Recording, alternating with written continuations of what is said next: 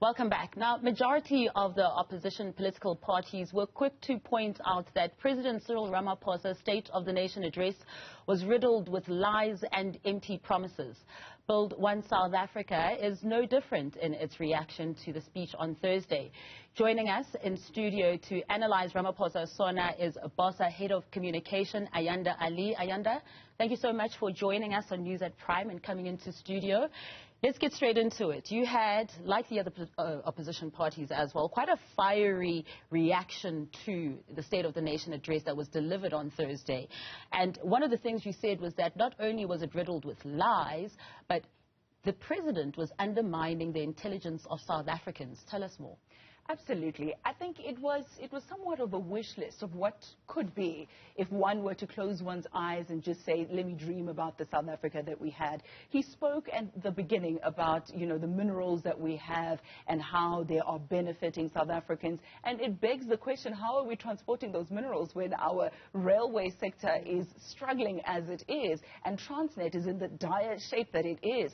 And I think it's so important that we mention the fact that this is a South Africa that, yes, has got so much promise, has got so much in terms of human capital, in terms of resources, but that is failing to live up to its potential. It is not where it could be. It is no longer the gateway to the continent. I mean, even our ports are no longer preferred as an entrance for those who bring in cargo and goods. So this is a South Africa that is struggling, but that has tremendous potential if we have the right leadership. So we just listened to the statement of the president, and we just had to shake our heads and think this is definitely not the same South Africa that we're living in. Two different realities seems to be the common reaction that, the speech sounded like something out of La La Land and not anything out of reality land. Now, when you heard of the tale of Dintswalo, what did you make of that?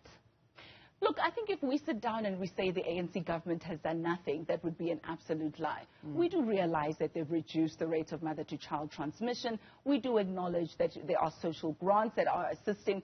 But I think what our argument was, that we should not sit back and just be grateful because of the service that we've received, instead of sitting and saying, yes, you have delivered 1, 2, and 3, but you are the cause of the malfunction itself. Masa, you see the studio is nicely lit up.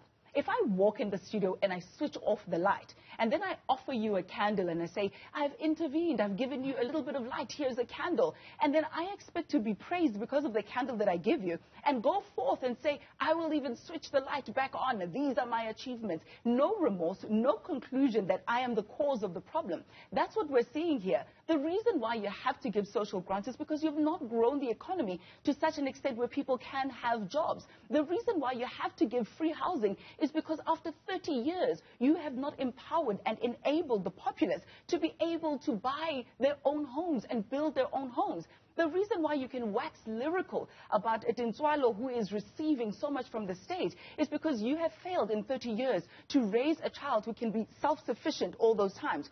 In essence, what the ANC government has done is create a dependency syndrome where South Africans are holding their hands like this, a begging bowl mentality, looking towards the state for any resources. Surely you cannot celebrate that. You're the one who caused the problem. You're the one who walked into the studio and switched off the light. Why must we praise you for the meager crumbs, the candle that you provide? Congratulating a fish for swimming type of thing. Now, Ayanda, let's talk about the new kids on the block. We know what the problems are. They've been fleshed out heavily well. Bosa has entered the fore now. What is Bosa offering if you had to compare it with the other new kids on the block? The South Africans are spoiled for choice when it comes to these general elections. There is a new political party, it seems, popping up every fortnight or so.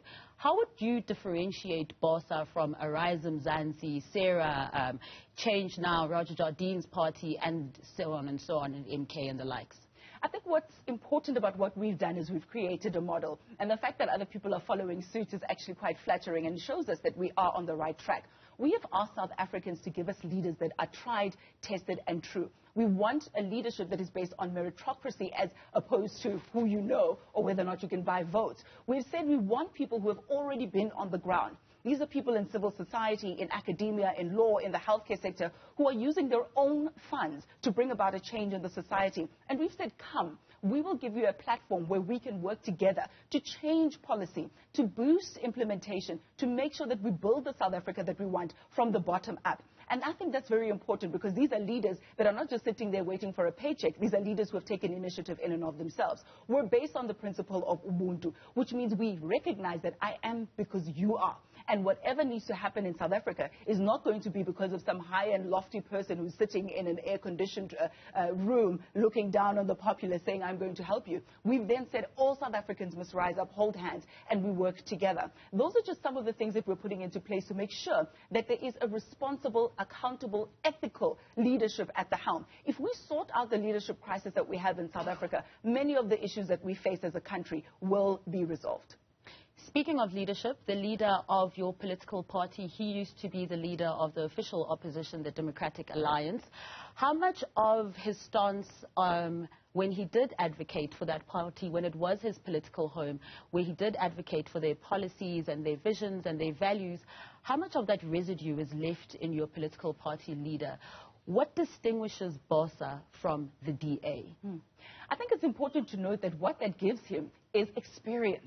A lot of the new parties that have come up now do not know what it's like to walk through the corridors of Parliament and have to fight and have to speak about coalition agreements and have to work and collaborate with people. A lot of them don't know what it means to mobilize people of different races, different ethnicities, different religions and beliefs, and be able to build one entity that is able to move people forward. Mmusi Maimane has that in the experience that he's had at the Democratic Alliance, and in fact even at the ANC, and I don't know how many people know that, because when he then felt the leadership in him rise to say, let's do something, he started with the African National Congress, didn't find resonance there, and started to see that things were falling apart, moved to the Democratic Alliance, and I applaud the ability to say, this is not the project that we wanted to work towards. When he started seeing that they no longer agree with where his trajectory is for South Africa, he walked out, took some time to reevaluate, to think, to go on the ground and speak to ordinary South Africans through One South Africa and hear from them. Again, that bottom-up approach. What is it that you want? And having then met with different leaders in different sectors of society, we have built One South Africa that we see today. So the experience he had through DA, ANC, and the like gave him that tenacity, that fortitude, the wherewithal to say, let's chart a different direction.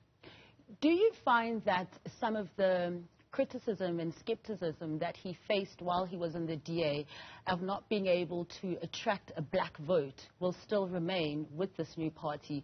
And if not, how not so? I think it is a bit of a fallacy because the ANC, Democratic Alliance, I should say, we've been talking so much about ANC because of State of the Nation.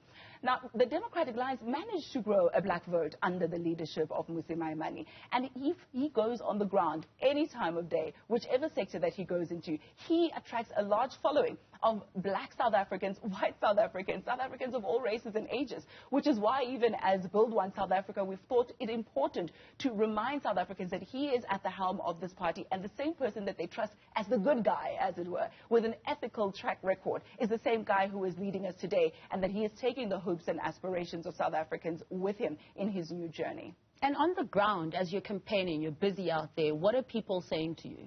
We've had such a phenomenal response. I since joined the party earlier this year towards the end of last year, and I've been amazed at how thirsty people are for change. People are tired of rhetoric. People are tired of the same old broken record of we will fix it, we will do this for you. We're saying to South Africans, let's do it together. We're saying, let's hold hands. Let's be the change that we want to see.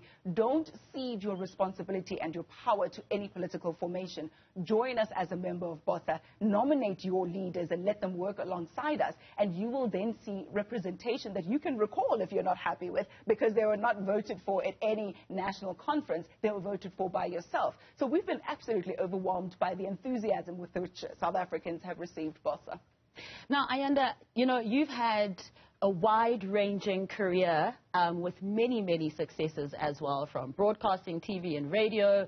Of course, the community service that you ran in Dobsonville, in your home, Gussie, in Dobsonville as well, that you've been running for a very long time as well.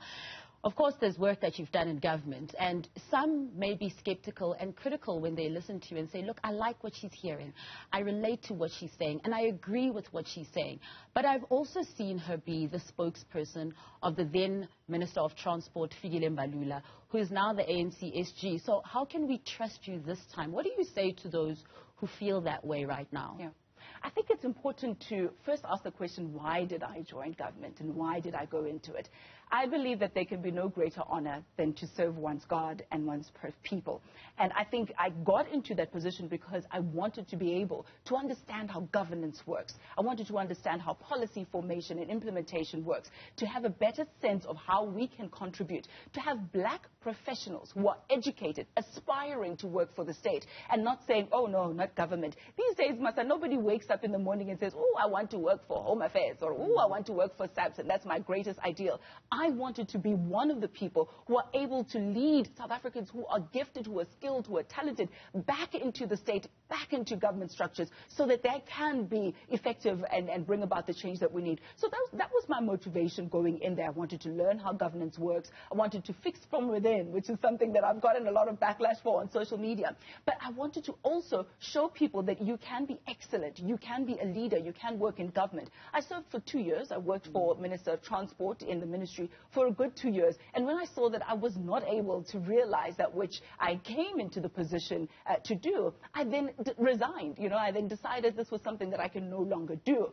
And in the process, got my master's in public administration to better learn and understand how things work there, looking at the railway sector as my dissertation. And I think it's so important still that people don't give up on working for the state. I would applaud people who are accountants, people who are communicators, people who are skilled in any way, shape or form, to consider working for the state, to consider having their hands in politics, because we cannot leave our country, the running of our country, to people who are not able to do so, because it affects us. We can sit back and say, me, I'm too educated to work for the state, I'm too educated to do 1, 2 and 3. But those who are not will then be dictating to you what your country will look like. I always say that those who are willing to go into the state are sometimes not able to, and those who are able are not willing to go there. So I think it's important for us to get those who are willing and able in key positions in government, and that they may serve.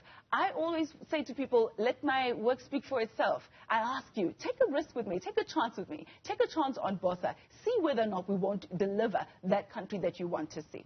Before I let you go, Ayanda, I'm just going to sneak in a quick cheeky one here. I mean, you said you did try fix from within.